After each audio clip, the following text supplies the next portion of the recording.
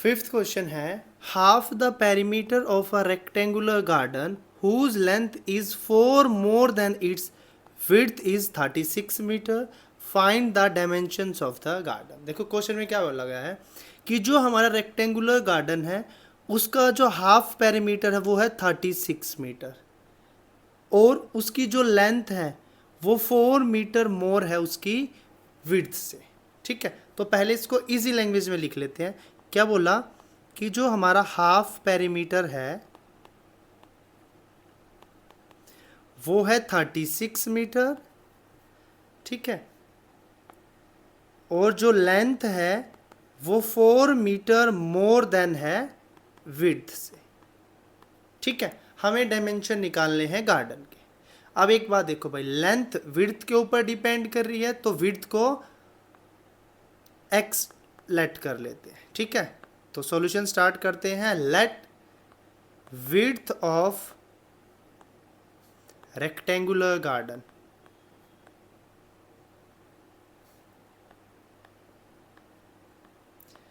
कितनी है, x metre. ठीक है, अब अकॉर्डिंग टू क्वेश्चन देखते हैं भाई, क्या बोला, हाफ पेरीमीटर। तो हाफ पेरीमीटर से पहले हमें पेरीमीटर ही पता होना चाहिए। पेरीमीटर क्या होता है रेक्टेंगल का, पेरीमीटर ऑफ रेक्टेंगल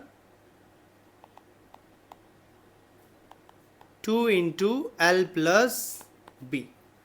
ठीक है, लेकिन हमें तो हाफ पेरीमीटर चाहिए, तो हाफ पेरीमीटर के लिए क्या हो जाएगा, 2 into L plus B by 2 equals to 36।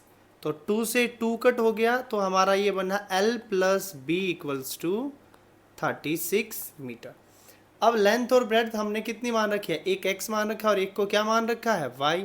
तो हमारी इक्वेशन क्या बन जाएगी, x plus y equals to 36 metre, equation number 1। ठीक है, अब सेकंड इक्वेशन का देखो, length equals to 4 metre plus width. तो जो लेंथ है यानी कि जो y है वो कितना है, 4 प्लस विड्थ है, और विड्थ कितना है, x। तो अब देखो y का वैल्यू हमें पता चल गया कितना, 4 प्लस एक्स। क्या मैं ये y की वैल्यू को x ऊपर वाली इक्वेशन में पुट कर दूं, तो देखो भाई यहाँ से हमारा क्या बन जाएगा, y की जगह पर क्या आ जाएगा, 4 प्लस एक्स। तो x plus 4 plus x equals to 36। x plus x हमारा हो गया 2x प्लस 4 इक्वल्स टू 36। ये 4 उस तरफ जाके माइनस हो जाएगा, तो इक्वेशन हमारी बन जाएगी 2x equals to 36 minus 4, 36 minus 4 32। तो यहाँ से x का वैल्यू आ गया 32/2, 2 बन जा 16। तो x जो हमारा बना वो कितना बना, 16 मीटर। x का वैल्यू कितना है, 16 मीटर, यानी कि x क्या है हमारी, x हमने किसको माना था, विड्थ को माना था। तो विड्थ हमारी कितनी है, 16 मीटर। और y का वैल्यू क्या था, y equals to 4 plus x. ठीक है ना, लेंथ क्या था, 4 मोर देन इट्स विड्थ, तो 16 प्लस 4 20 मीटर। तो लेंथ हमारी कितनी है, 20 मीटर है, और ब्रेड्थ हमारी कितनी है, 16 मीटर है। ठीक है, तो नीचे लिख देते हैं भाई, length of garden equals to 20 metre and width of garden. Sixth question है हमारा, given the linear equation 2x plus 3y minus 8 equals to 0, right another linear equations in 2 variables such that the geometrical representation of the pair so formed is intersecting, parallel and coincident. देखो question में क्या बोला गया भाई, हमें एक equation दे रखी है, उस इक्वेशन की हमें खुद से ही एक दूसरी इक्वेशन बनानी है जो कि इंटरसेक्टिंग हो, पैरेलल हो और कोइंसिडेंट लाइंस फॉर्म करे। ठीक है, तो देखो भाई सॉल्यूशन स्टार्ट करते हैं। इक्वेशन क्या दे रखी है, 2x plus 3y minus 8 equals to 0।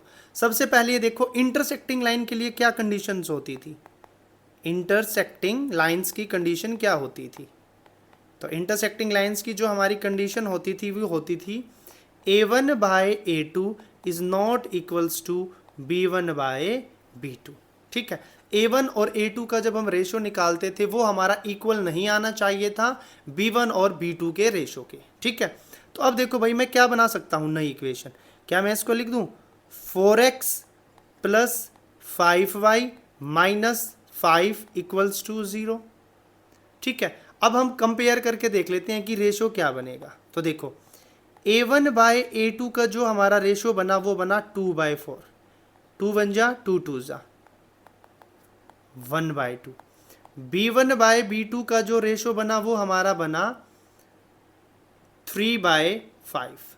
अब देखो क्या 1/2 3/5 के इक्वल है? नहीं है, तो 1/2 इज नॉट इक्वल्स टू 3/5। तो हमारा आंसर क्या हो गया 4x plus 5y minus 5 equals to 0। तो यहाँ लिख लेते हैं 4x plus 5y minus 5 equals to 0। अब पैरेलल लाइन के लिए कंडीशन क्या होती है A1 by A2 equals to B1 by B2 is not equals to C1 by C2। तो अब पैरेलल लाइन के लिए देखते हैं भाई।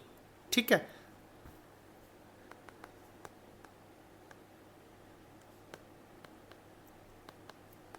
पैरेलल लाइंस का हमारा कंडीशन होता है A1 by A2 equals to B1 by B2 is not equals to C1 by C2। ठीक है, तो देखो भाई अब मैं एक इक्वेशन बनाता हूँ अपनी तरफ से 4x plus 6y minus 3 equals to 0। ठीक है, और इसको जो इक्वेशन हमें दे रखी है उसके साथ अब रेशो निकालते हैं। देखो A1 बाय A2 तो ये हमारा बन गया 2/4, B1 बाय B2 ये हमारा बन गया 3/6, कट करोगे तो 1/2 आएगा, इसको भी कट करोगे तो 1/2 आएगा। ठीक है, और C1 बाय C2 निकालने के लिए हमने क्या किया -8 बाय -3, माइनस से माइनस कट, ये आ गया हमारा 8/3। ठीक है, तो अब देखो भाई यहाँ पर क्या मिला हमें, यहाँ पर हमें क्या मिला 1/2 equals to 1/2 is not equals to 8/3। और ये किसका कंडीशंस होता है? पैरेलल लाइन का होता है। A1 by A2 equals to B1 by B2 is not equals to C1 by C2। तो हमारी इक्वेशन क्या बनी थी 4x plus 6y minus 3 equals to 0। 4x plus 6y minus 3 equals to 0।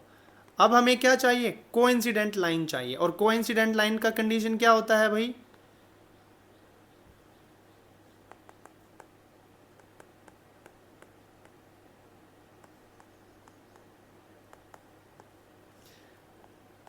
A1 by A2 equals to B1 by B2 equals to C1 by C2। ठीक है, तो ratio क्या रहता है सेम रहता है, हमेशा ही रेशो क्या रहता है सेम रहता है। जो भी इक्वेशन हमें दे रखी है उसको पूरी इक्वेशन को किसी भी एक नंबर से मल्टीप्लाई कर दो। तो मैं 2 से मल्टीप्लाई कर देता हूँ 4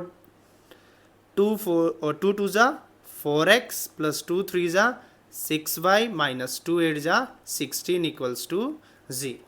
ठीक है, अपनी मर्जी से कोई भी इक्वेशन बना लो, ज़रूरी नहीं है कि आपके भी यही आंसर आए। ठीक है, आप इसको 3 से मल्टीप्लाई करोगे तो आपका क्या आ जाएगा 3 2 जा 6, 3 3 जा 9, 8 3 जा 24।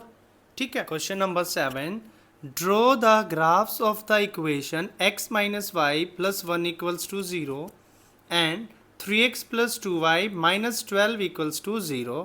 Determine the coordinates of the vertices of the triangle formed by these lines and the x-axis and shade the triangular region। ठीक है, तो भाई देखो क्वेश्चन में क्या बोला गया है, हमें दो इक्वेशन दे रखी हैं। ठीक है, कौन कौन सी हैं दो equation x minus y plus 1 equals to 0, x minus y plus 1 equals to 0 and 3x plus 2y minus 12 equals to 0। हमें इन दो लाइन का क्या बनाना है ग्राफ ड्रॉ करना है। ठीक है, और ग्राफ ड्रॉ करने के बाद हमें अंदर एक ट्रायंगल फॉर्म होगा और उस ट्रायंगल के और एक्स एक्सिस के वर्टिसेस बताने हैं और जो ट्रायंगल बनेगा उसको शेड करना है। ठीक है, तो भाई शुरू करते हैं। तो पहले हमें कोऑर्डिनेट्स निकालने पड़ेंगे, तो x equals to y minus 1 हो जाएगा। ठीक है, अब हम क्या करते हैं, पुट करते हैं, पुट y इक्वल्स टू 1, तो x का वैल्यू कितना आएगा 0। फिर हम पुट करते हैं, put y equals to 2, 2 put करेंगे तो 2 माइनस 1, x इक्वल्स टू 1। फिर पुट करेंगे, पुट y इक्वल्स टू 3, जैसे ही हम इसको 3 पुट करेंगे तो ये x equals to, put y equals to 4, 4 put करेंगे तो x equals to 4 minus 1, x equals to 3। ठीक है, तो भाई ये हमने कोऑर्डिनेट्स निकाल लिए। जो x minus y plus 1 line के जो कोऑर्डिनेट्स बने हैं वो बने हैं 0,1, 1,2, 2,3 और 3,4। ऐसे ही हम किसके कोऑर्डिनेट्स निकाल लेंगे, सेकंड इक्वेशन के। ठीक है, सेकंड इक्वेशन है हमारे पास 3x plus 2y, 3x plus 2y minus 12 equals to 0। तो यहाँ से देखो मैं 2y को इस तरफ रख लेता हूँ, तो ये बन गया 12 माइनस 3x, और यहाँ से जब y का वैल्यू निकलेगा वो कैसे निकलेगा, 12 माइनस 3x बाय 2। ठीक है, अब x की वैल्यू पुट करते जाएंगे और y का आंसर आता जाएगा। ठीक है, सबसे पहले हम पुट करेंगे x इक्वल्स टू 0, तो ये हमारा बन गया y equals to 12 minus 3 into 0 by 2, ये बन गया हमारा 12 माइनस 0 बाय 2, और ये बन गया 12 बाय 2, 12 वन जा 12 और 2 वन जा 2, 6 जा 12, तो ये हमारा आ गया 6। ठीक है, ऐसे ही हम पुट करेंगे, पुट x इक्वल्स टू 2, तो ये हमारा 3 2 जा 6 हो गया, y equals to 12 minus 6 by 2, तो ये हमारा बन गया 6 बाय 2, 2 वन जा 2 3 जा, तो ये हमारा y का वैल्यू आ गया 3। ऐसे ही हम पुट करेंगे x equals to 4, put x equals to 4, जैसे ही 4 पुट करेंगे तो ये हमारा बन जाएगा y equals to 12 minus 12 by 2, और ये हमारा आ गया 0। तो जो सेकंड इक्वेशन बनी है उसके कोऑर्डिनेट्स क्या क्या बने भाई हमारे पास, 0,6, 2,3, 4,0। तो हम लोगों ने ग्राफ बना लिया है। ठीक है, तो ये हमारा ग्राफ बन गया। तो भाई क्वेश्चन में देखो हमें क्या निकालना था, हमें निकालना था कि जो ट्रायंगल बने, एक तो वो ट्रायंगल शेड करना था। ठीक है, तो देखो भाई x एक्सिस तो हमारी ये वाली हो गई और y एक्सिस हमारी ऊपर वाली लाइन। ठीक है, तो ये तो हमारा हो गया x एक्सिस और ये हमारा हो गया y एक्सिस। तो ये x minus y plus 1 equals to 0 equation का तो लाइन ये बना है, 3x प्लस 2y माइनस 12 वाली इक्वेशन का लाइन ये बना है। तो इसके बीच में देखो x एक्सिस के और इन जहाँ पर ये इंटरसेक्ट कर रहा है तो यहाँ पर एक ट्रायंगल फॉर्म हो रहा है, हमें ये ट्रायंगल फॉर्म करना था, यानी कि इसके वर्टिसेस निकालने थे। तो जो ट्रायंगल है इसके वर्टिसेस क्या क्या बने, वर्टिसेस ऑफ ट्रायंगल।